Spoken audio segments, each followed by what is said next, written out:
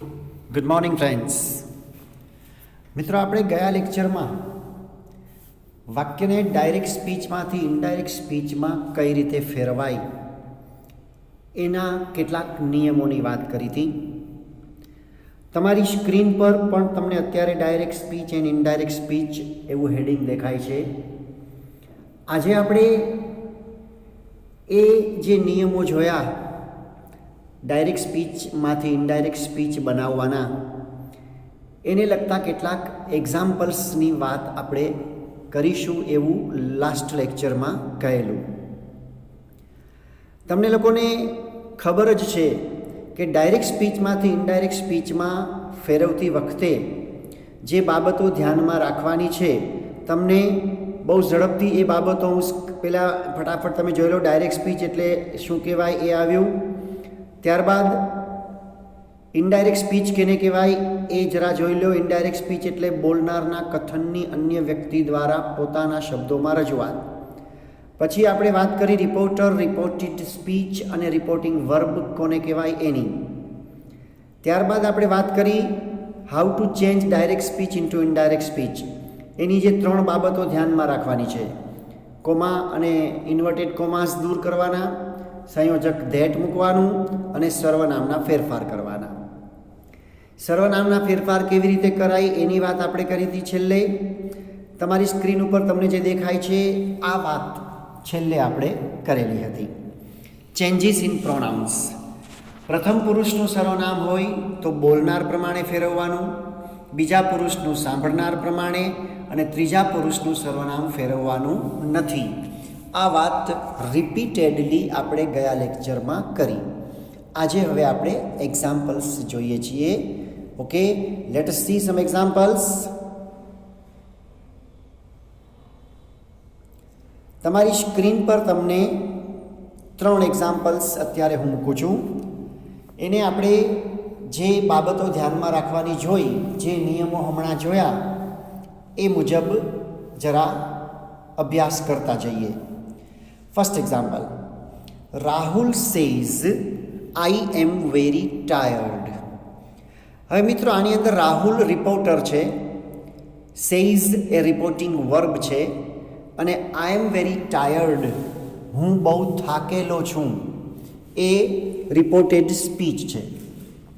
હવે ઇનડાયરેક્ટ સ્પીચમાં તમારે ફેરવવું છે એટલે આપણે નક્કી કર્યું એ પ્રમાણે અલ્પવિરામ અને અવતરણ ચિહ્ન કાઢી નાખીશું. સેકન્ડ બાબત આપણે ધ્યાન રાખીશું ધેટ મૂકવાનું. તો રાહુલ સેઝ ધેટ. હવે આઈ એમ વેરી ટાયર્ડમાં આઈ જે સર્વનામ છે એ તમે સીધો હિસાબ કરો તો પણ તમને ખ્યાલ આવી જશે કે અહીંયા આઈ એટલે કોણ? રાહુલ. અને રાહુલ છે એ બોલનાર છે. એટલે આપણા પહેલા નિયમ પ્રમાણે પ્રથમ પુરુષનું સર્વનામ બોલનાર પ્રમાણે ફેરવી નાખવાનું. મતલબ આઈને તમારે રાહુલ પ્રમાણે ફેરવવું પડે. અને રાહુલ એ નર જાતિની વ્યક્તિ છે, એટલા માટે તમારે આઈની જગ્યાએ હી મૂકવાનું થશે. એટલે આખો જવાબ કંઈક આવો થશે: Rahul says that he is very tired. Next example જુઓ. નીતા સેઝ માય પેરેન્ટ્સ લવ મી. તો ઇનડાયરેક્ટ સ્પીચ શું થશે? Nita says that. ધેટ સુધી તો મિત્રો તમને કંઈ પ્રોબ્લેમ થવાનો નથી. પછી સર્વનામના ફેરફારમાં જ તમારે બરાબર ધ્યાન રાખવાનું છે. અહીંયા my parents love me A reported speech છે. એની અંદર 2 સર્વનામ આવેલા છે, એક માય અને બીજું મી. હવે આ માય અને મી એ બંને પ્રથમ પુરુષના સર્વનામો છે, જેને આપણે કેના પ્રમાણે ફેરવવાનું છે? તમને યાદ હશે જ, બોલનાર પ્રમાણે. Very good. નીતા પ્રમાણે ફેરવવાનું છે. હવે નીતા નારી જાતિની વ્યક્તિ, એટલે જવાબ શું છે જુઓ. Nita says that her parents. માયનું આપણે હર કર્યું કારણ કે નીતા પ્રમાણે ફેરવવાનું છે. અને નીતા પોતાના પેરેન્ટ્સને માય પેરેન્ટ્સ કે એના ને એના શબ્દો છે એટલા માટે માય પેરેન્ટ્સ. પણ ઇનડાયરેક્ટ સ્પીચમાં હવે નીતાની વાત આપણા શબ્દમાં આપણે મૂકવાની છે અને આપણા માટે નીતાના પેરેન્ટ્સ છે એ હર પેરેન્ટ્સ કહેવાય, એટલે જવાબમાં હર પેરેન્ટ્સ છે. હર પેરેન્ટ્સ લવ હર. અહીંયા મીનું પણ હર થયેલું છે, કારણ કે નીતાને માટે વપરાતું સર્વનામ જે છે એ કર્મ વિભક્તિમાં હર છે. Okay, next example.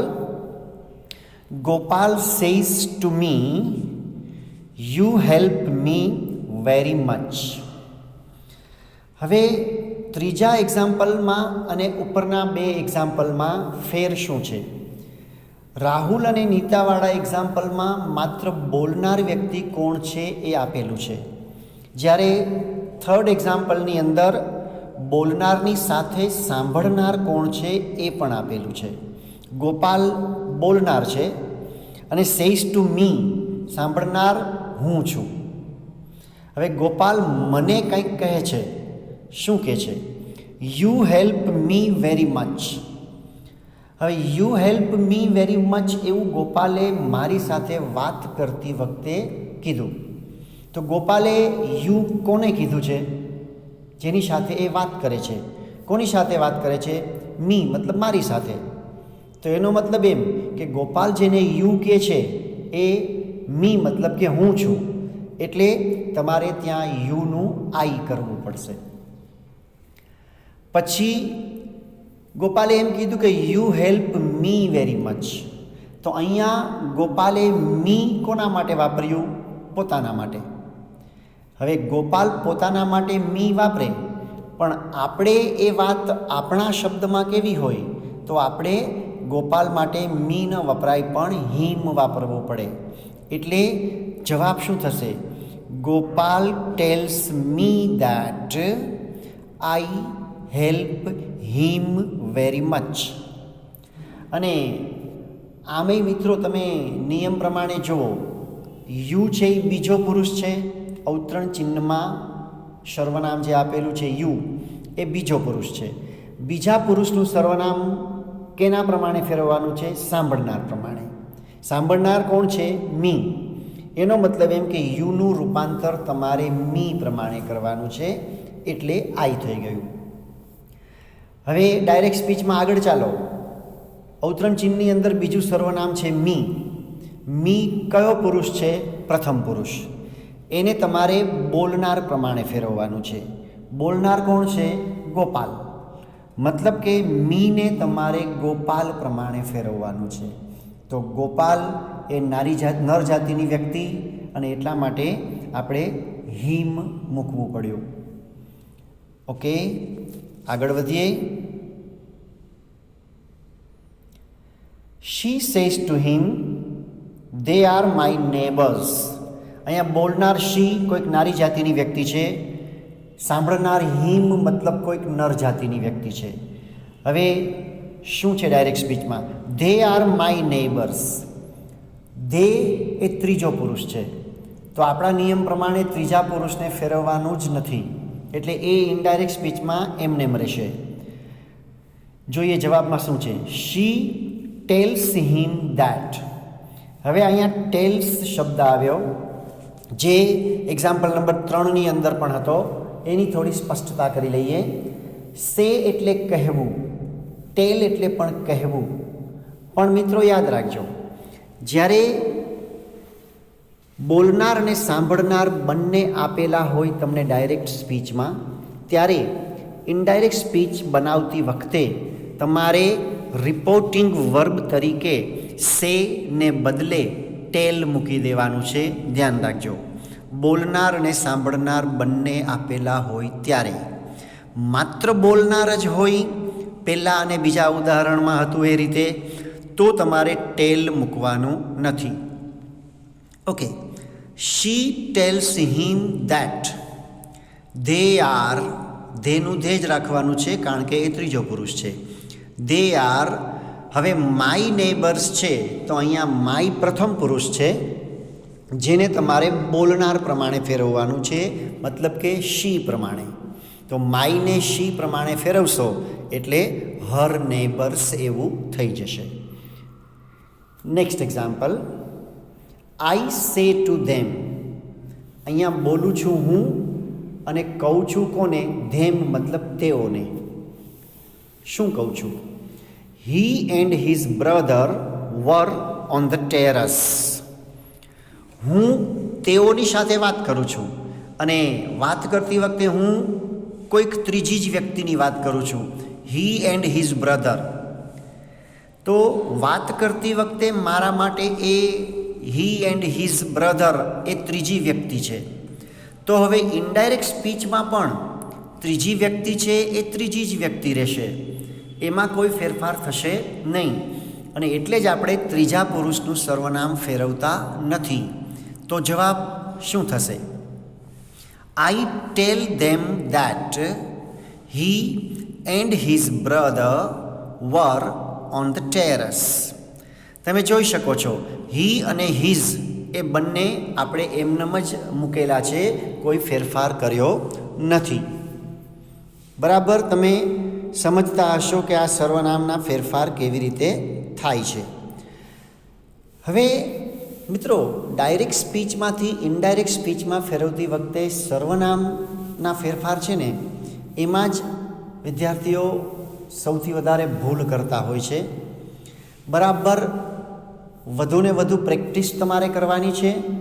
અહીંયા જે ઉદાહરણો આપ્યા એવા જ ઉદાહરણો જાતે થોડાક ઘરે ડાયરેક્ટ સ્પીચના બનાવી અને પછી એને ઇનડાયરેક્ટ સ્પીચમાં ફેરવવાની કોશિશ કરજો. સર્વનામના ફેરફાર કરતી વખતે નિયમ પ્રમાણે પણ તમે કરજો, સાથોસાથ તમે એમનેમ પણ હિસાબ કરી લેજો કે ભાઈ બોલનાર વ્યક્તિ આ રીતે નર છે, નારી છે, તો બોલનાર વ્યક્તિ પોતે જ્યારે બોલે ત્યારે એ ખરેખર શું બોલે અને પછી આપણે એની વાત રજૂ કરતા હોઈએ તો આપણે શું બોલીએ એ તમે આમ મનમાં થોડો હિસાબ કરશો એટલે આપોઆપ સેટ થઈ જશે. પણ એના માટે થોડી વધારે પ્રેક્ટિસ કરવી પડશે તમારે, અને તમે જેટલી વધારે પ્રેક્ટિસ અત્યારે કરશો એટલો તમારો આ ટૉપિક ઉપર કમાન્ડ વધારે આવશે, જે આગળ ઉપર તમને ખૂબ જ ફાયદો કરાવશે. ઓકે ફ્રેન્ડ્સ, હવે નેક્સ્ટ લેક્ચરમાં આપણે વાત કરવાના છીએ આ જ ટૉપિકની આગળની જે બહુ અગત્યની બાબત આવે છે એની. અત્યારે તો તમે માત્ર ડાયરેક્ટ સ્પીચમાંથી ઇનડાયરેક્ટ સ્પીચમાં ફેરવતી વખતે માત્ર એક જ ફેરફાર કર્યા, કયા? સર્વનામના. પણ આગળ ઉપર આપણે શીખવાના છીએ કે માત્ર સર્વનામના ફેરફારો જ નહીં, બીજા પણ ઘણા બધા ચેન્જીસ તમારે કરવાના આવશે. પણ એની વાત અત્યારે કરી અને આપણે બિનજરૂરી ખોટો મગજ ઉપર બોજો નથી લેવો. નેક્સ્ટ લેક્ચરમાં આપણે નેક્સ્ટ જે કાંઈ ફેરફારો થતા હશે એની વાત કરીશું. ત્યાં સુધી આની પ્રેક્ટિસ બરાબર કરતા રહેજો. Okay friends, good bye, stay safe.